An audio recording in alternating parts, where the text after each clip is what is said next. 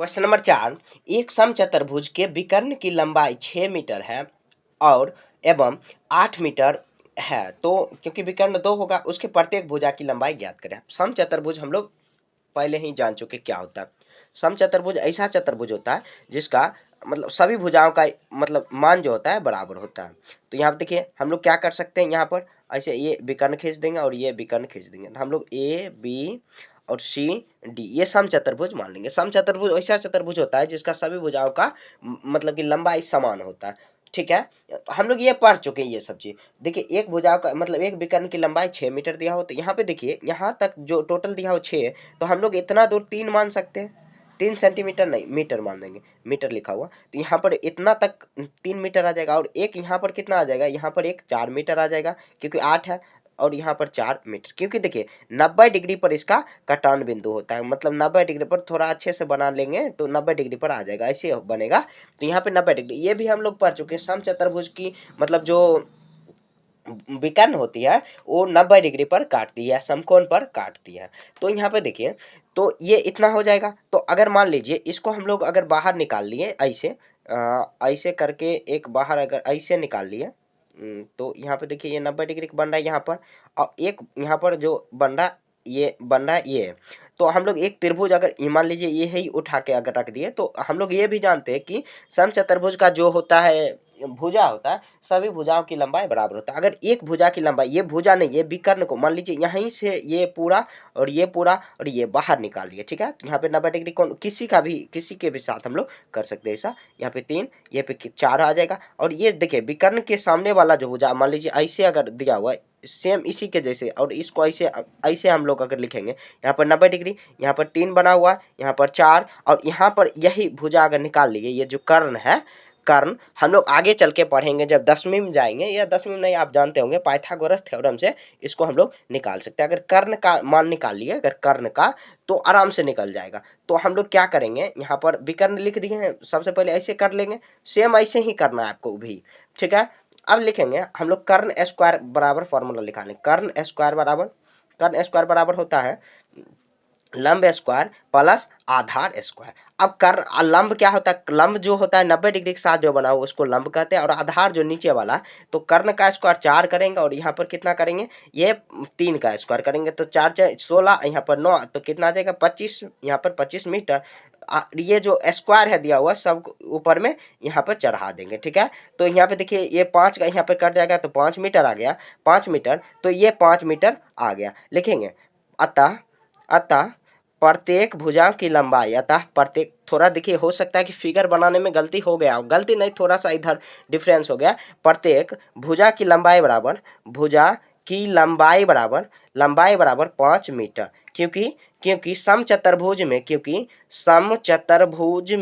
समचतुर्भुज के सभी भुजाओं की लंबाई समान होती, सभी भुजाओं की लंबाई समान होती, सभी भुजाओं की लंबाई समान होती है या बराबर होती है, ऐसे भी हम लोग लिख सकते हैं। तो देखिए हम लोग इस तरफ पिक्चर पहले बना लिए, पिक्चर बनाने के बाद मेन समझना है कि विकर्ण, तो विकर्ण बीच वाला होता है।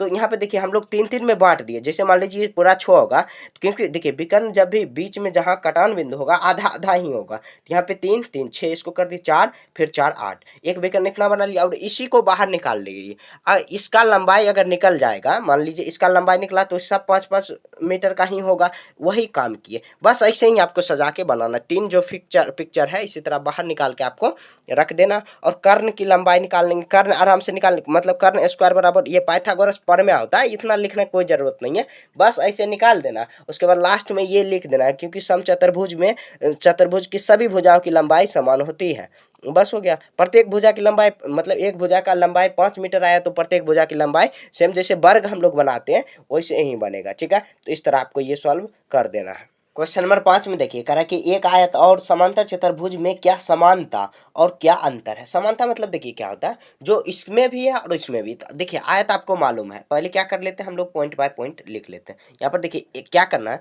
यहाँ पर लिख लेना आयत और समांतर चतुर्भुज के बीच समानता और अंतर निम्नलिखित है। पहले समानता को लिख लेते हैं और अंतर भी इसी तरह बना लेना, एक कॉलम इस तरह आयत बनाना, एक तरफ समांतर चतुर्भुज बनाना। तो हम लोग क्या कर सकते हैं, यहाँ पे देखिए समांतर चतुर्भुज कैसे होता है, तो समांतर चतुर्भुज इस तरह होता है, यहाँ पे इसे छोटा लिखेंगे और ये इधर कर देंगे और ये भी इधर कर देंगे थोड़ा सा।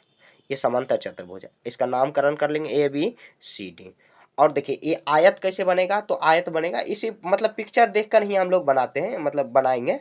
अब देखिए ये आयत बना ABCD। अब देखिए यहाँ पर तो समानता में क्या आ रहा है, समांतर देखिए जो आमने सामने की भुजा है इसमें भी समांतर है। ये देखिए इसके समांतर और ये इसके समांतर, ठीक है। अब देखिए यहाँ पर ये इसके समांतर है, मतलब इसको मान लीजिए ये 2 सेंटीमीटर है तो ये भी 2 सेंटीमीटर। थोड़ा लिखने में इधर हो गया होगा लेकिन समांतर ही होता है। लिख देंगे, लिखेंगे इसका लिखेंगे आमने सामने की भुजा समांतर होती है। आमने आमने सामने की भुजा, आमने सामने की भुजा, सामने की भुजा, भुजा बराबर होती है। भुजा की लंबाई बराबर होती है, लंबाई बराबर होती है, होती है। पहले ये पिक्चर बना देना, अच्छा इंप्रेशन पड़ेगा। और इसमें भी वही होगा, लिखेंगे आमने सामने की, इसमें भी तो वही हो जाएगा, आमने सामने की, आमने सामने की भुजा, की भुजा। यहाँ पे देखिए आगे में ट्राइपॉड आ जा रहा है इसीलिए राइटिंग में हो सकता है आपको समझ में थोड़ा सा दिक्कत होगा। बराबर होती है, लंबाई बराबर होती है, ठीक है। अब देखिए यहाँ पर अब इसका क्या कर सकते हैं हम लोग, विकर्ण खींच सकते हैं। तो इसका भी विकर्ण खींचेंगे। देखिए विकर्ण एक दूसरे को समद्विभाजित कर रही है, यहाँ पर भी समद्विभाजित कर रही है। इस तरह पिक्चर भी बना लेना, लिखेंगे इसका विकर्ण एक दूसरे को समद्विभाजित करती है। इसका विकर्ण, इसका विकर्ण, विकर्ण एक दूसरे को, एक दूसरे को, एक दूसरे को समद्विभाजित, देखिए मैं बोल रहा हूँ आपको लिख लेना, समद्विभाजित करती है, करती है। और इसमें भी वही लिख देना सेम। इसका देखिए दोनों में जो समांतर भुजाओं की लंबाई है वो भी समांतर आ रहा है और विकर्ण भी एक दूसरे को समद्विभाजित कर रही है, तो ऐसे ही लिख देना है। अब देखिए अब अंतर में क्या बनाएंगे, अंतर में भी हम लोग देखिए यहाँ पर फोटो बना सकते हैं, हम लोग चाहे तो फोटो बना सकते हैं या नहीं समझ लेना, ऐसे ही समझ लेना।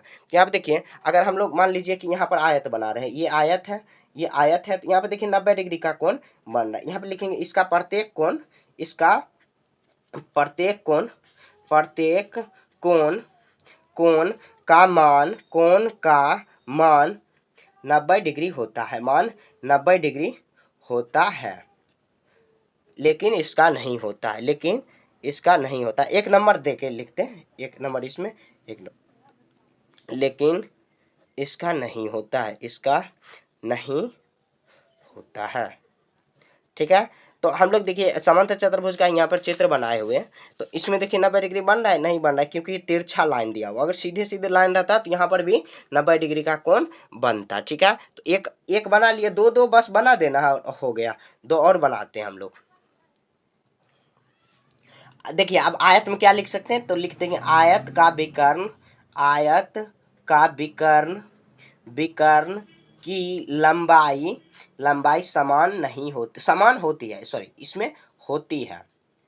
क्योंकि देखिए अगर हम लोग आयत यहाँ पे बना लिए, बनाए हैं, अब विकर्ण खींचेंगे तो इसका जितना लंबाई होगा उसका भी इतना, क्योंकि 90 डिग्री यहाँ पर भी बन रहा है, यहाँ पर भी 90 डिग्री, यहाँ पर भी 90, यहाँ पर भी 90 और यहाँ पर भी 90। और अगर इसी में ऐसे लिखेंगे, लिखेंगे समांतर चतुर्भुज का विकर्ण, समांतर चतुर्भुज के विकर्ण की लंबाई, विकर्ण की लंबाई समान नहीं होती है। समान का मतलब क्या, बराबर नहीं होती, ब्रैकेट में लिख देते हैं बराबर नहीं होती है, नहीं होती है, ठीक है। तो हम लोग देखिए यहाँ पर बना रहे हैं इसको, ठीक है। ये थोड़ा तिरछा मुड़ेगा तो यहाँ पर देखिए नाप के देखेंगे तो बराबर नहीं होगा क्योंकि एक तरफ झुका हुआ और यहाँ पे एक तरफ फैला हुआ है।